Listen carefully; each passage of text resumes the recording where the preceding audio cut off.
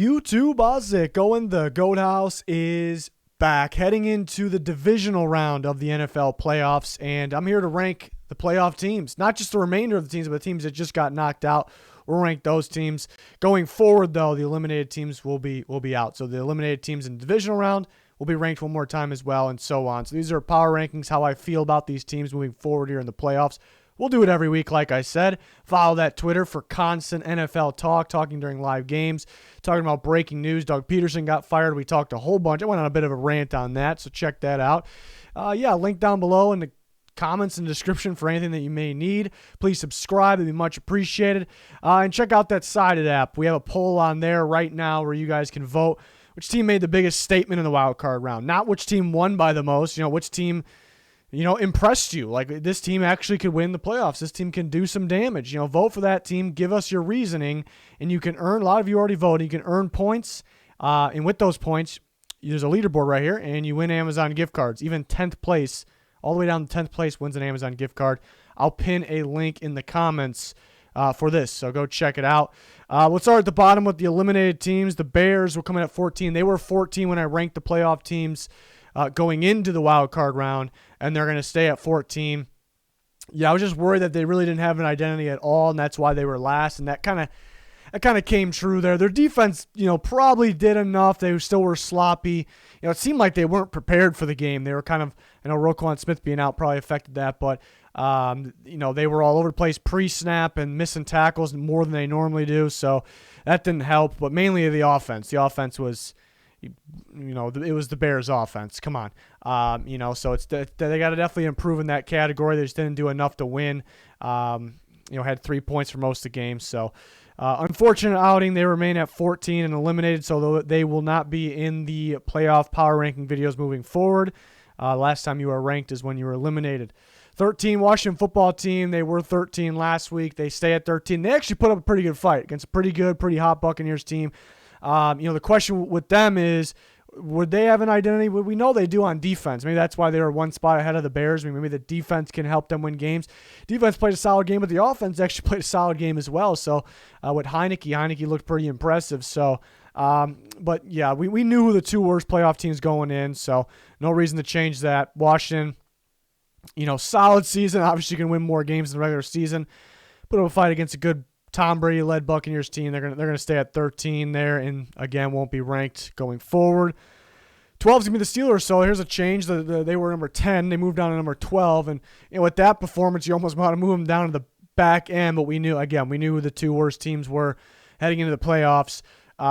Just a disappointing performance, and that maybe that wasn't the Steelers. They just started off with a kind of a fluky play, and it just kind of was just downhill from there. So how you start really says how the game's going to go for the most part. They did start getting some points. The Browns were in prevent, but yeah, it's not how it works. But if you were to restart the game maybe right now, maybe it would go a little differently. I mean, the Browns, I'd pick the Browns again just because, they were just looked like they were more in the zone. They were more ready to play. They wanted it more. Really, it sounds kind of corny, but it's just what it looked like.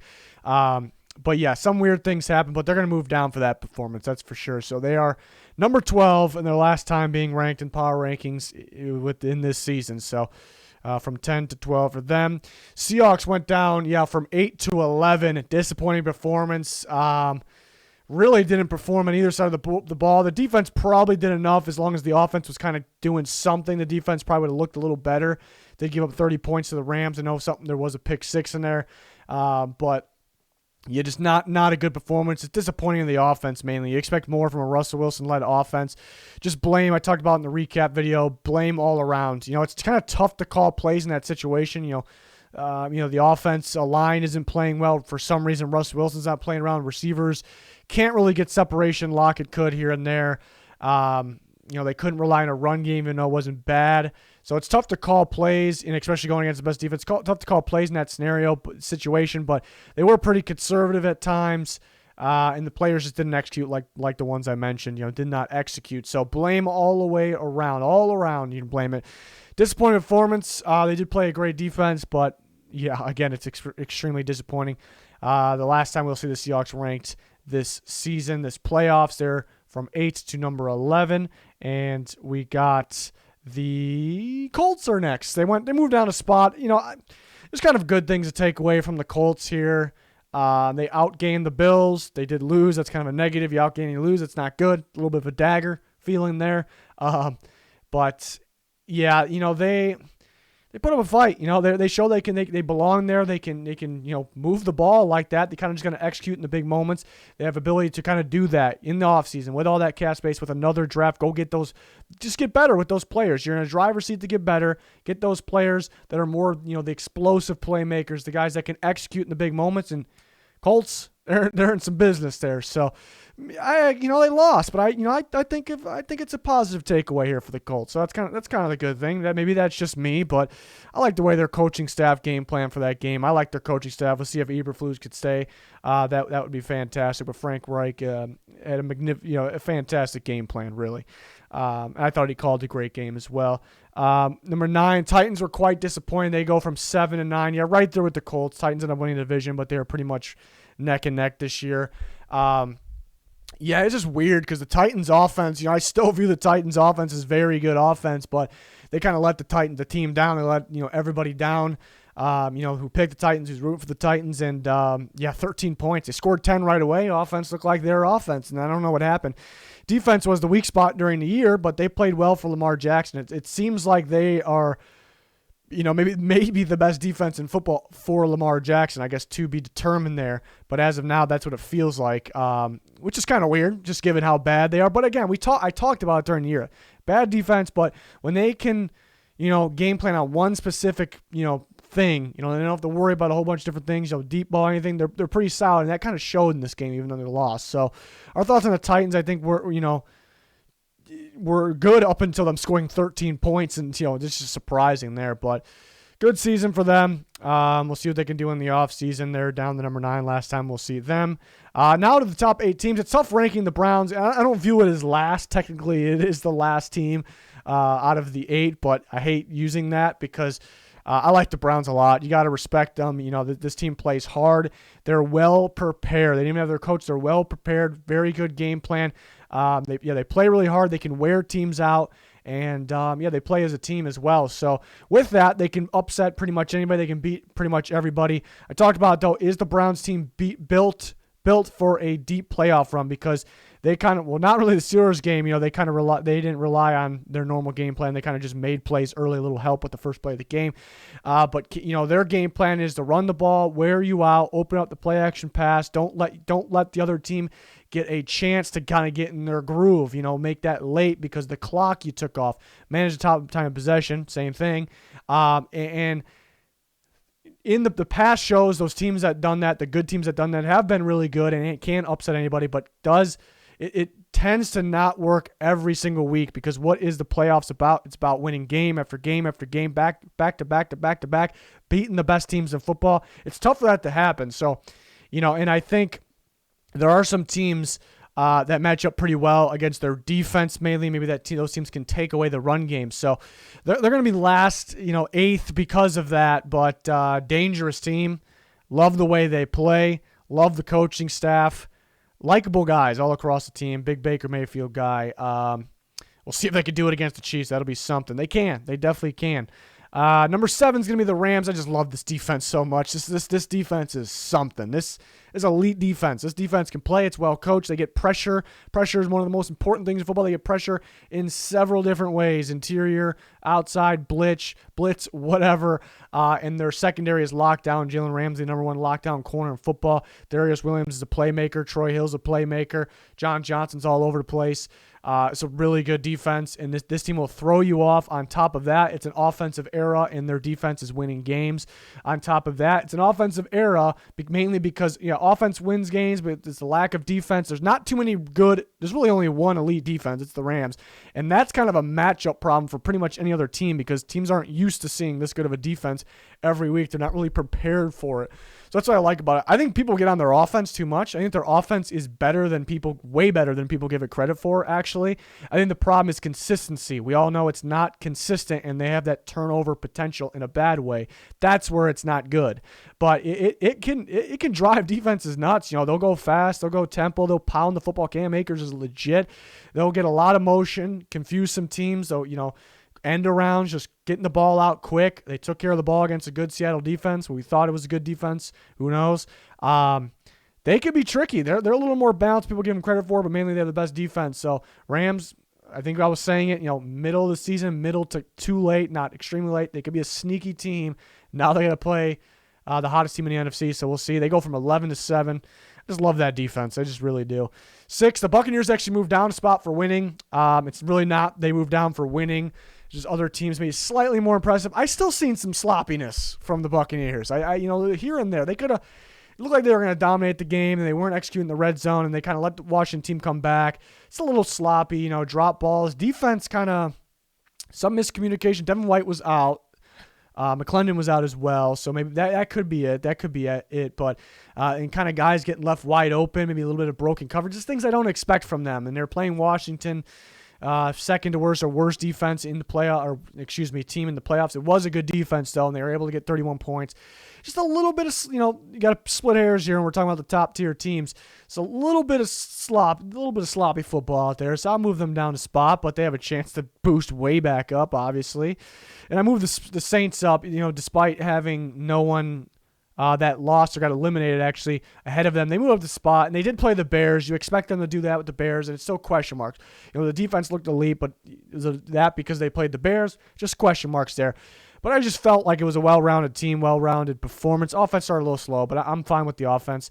A very balanced team, maybe the most balanced remaining, perhaps. So I'm impressed with them as a team, I suppose. So I decided to move them up ahead of the Buccaneers.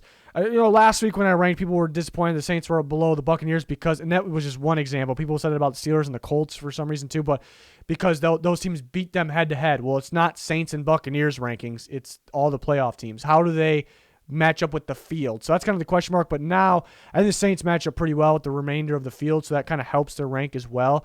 Not that they match up like great against a team like the Packers. I think that's like an even matchup. But yeah, they don't have any negative matchups where like, okay, they don't want to see this team because they play this way. They don't have any of that. And that's kind of rare at this stage. It's still somewhat early. It's only the second round of the playoffs. So that's good. That's good for them. Balanced team like that.